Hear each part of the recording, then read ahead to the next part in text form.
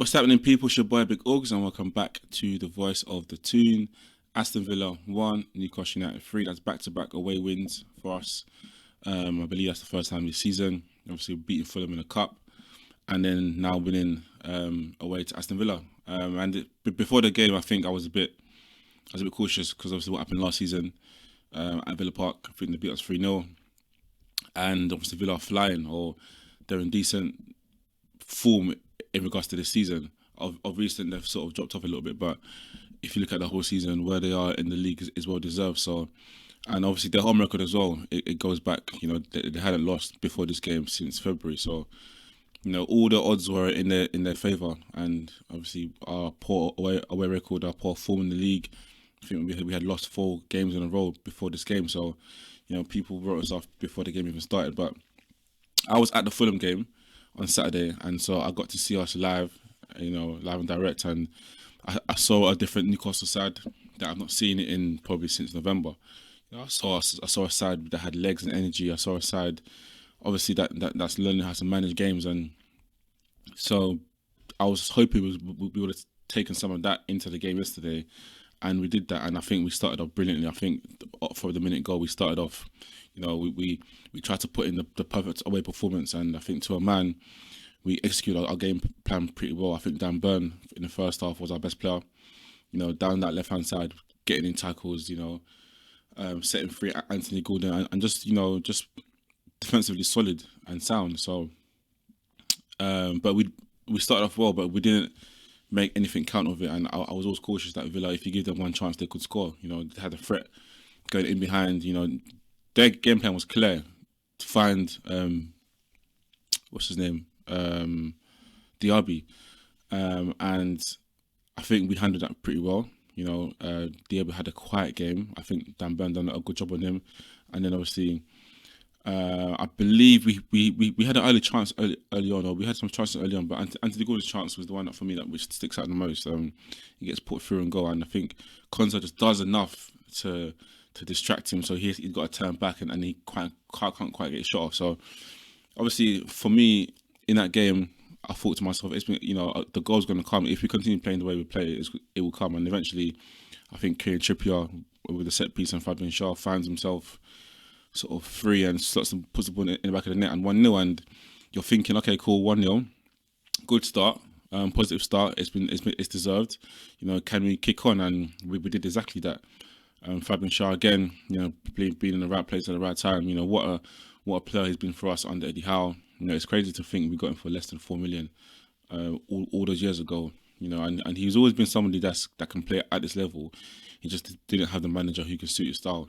Back in the days, he had managers who like to, I don't know, who want to defend and to use his qualities, which is on the ball. So now we're seeing the full potential of who he signed all those years ago. And 2-0 up, you're thinking, happy days,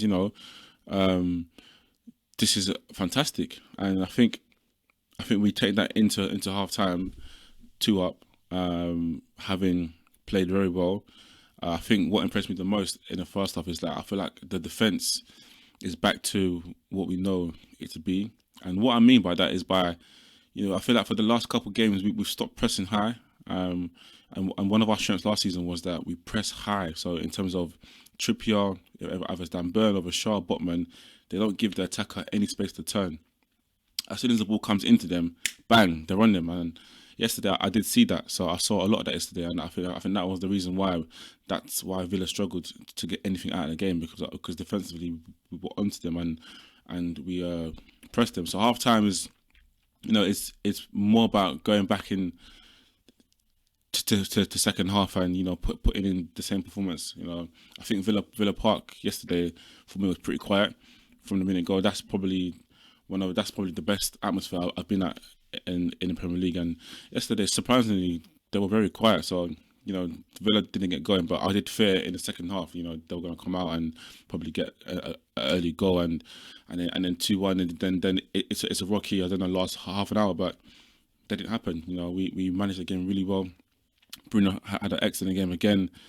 Anthony Gordon had a brilliant game again, causing trouble down the left hand side. Him and Isak switching. Isak coming off injured for me it's probably the only disappointment thing about the game yesterday.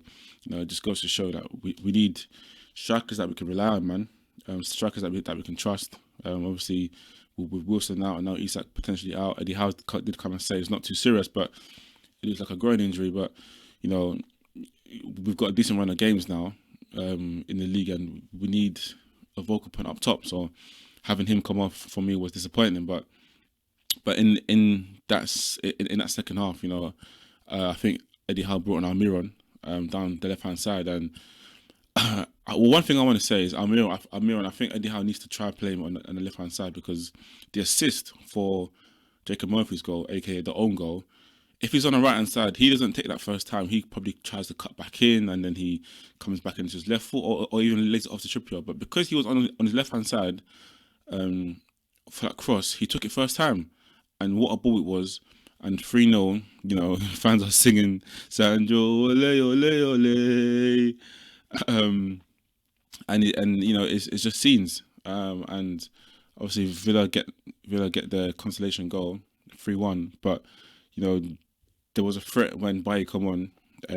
Bailey came on. He looked like the bright spark, but we weathered the storm. And Eddie Howe made the changes, and you can see Eddie Howe's learning. He's learning from probably the AC Milan game. He's learning from games like probably Chelsea where we're winning games, but we just concede later on, or games where we're drawing games and then we concede 2-3 later on. So he's learning these things as he's going along. That if we're winning the game 3-1, make a sub. So he moved Dan Burn into the middle. He brought on Tino Livramento, and then sort of made us hard to break down, and Villa couldn't find the answers. They huffed and puffed, but they were able to, get that second goal that they were looking for, to then push on for sort of the third goal. So I think overall, it for me is a perfect away performance against a difficult Aston Villa side, and we're sort of looking like we're back to where we know we can get to. That was us playing at our highest level away from home against a tough side. So, I'm happy, to be fair, and I'm just, like I said, I'm just glad to see that Eddie Howe, is learning. He's improving players. Jacob Murphy now, you can add him to that list of players that he's improved, with Joe Linton, with Almiron, with Longstaff. You can add Murphy now, because Murphy now, you can see that he's a key player to the squad. It's great to have him back, and he's bought into himself, and Eddie Howe's poured into him, and we're seeing the benefits of that. So long may that continue. But Trippier, for me, getting the assist, and obviously with his career or his future in doubt in this window, to come in and then to now put in that performance, and to get an assist, is everything's starting to click again. So now it's just about consistency. So I'm not getting too excited.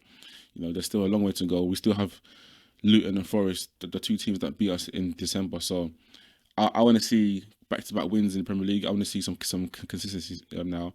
And if we did do that, then we can start to talk about the top 6 and even the top 5. So for me now, top 6 is very doable, but it's more about obviously trying to close the gap in that potential 5th Champions League spot, hopefully. So for me, it's a great way to end this month. We've had some rest this month, and hopefully we can kick on, use it as an opportunity to kick on and pick up some points now. So happy days, man. Eddie Howe. He's showing me that you're the right man for the job. Never doubt him, always believe. And yeah, man, 3 points. So Aston Villa 1, Newcastle United 3 in the Premier League last night. And I think from here on, it's about looking forward. We're not in Europe now, so it's just about trying to go as far as we can in the FA Cup. We've got Blackburn in February in the 5th round, and who knows, if you win that, we're 1 game away from Wembley. So important to get a strong start or strong finish to the second half of the season. So let's see how it goes, man. Thank you for watching. It's your boy Big Augs. Make sure to comment, to like, and to subscribe. Let me know how you thought the game went. Are you happy with the performances? Who was your man of the match? My man of the match for me, I'm going to put it to, it's close, because it could be Burn, it could be Shaw, it could be Bruno, but I'm gonna give it to Dan Burn. I think Dan Burn, he set our tone going into the first half, so he's the one that kept us, pushing up the pitch, So Dan Burn for me was the man of the match. Yeah, always a pleasure, man. See you in the next video. I'm out.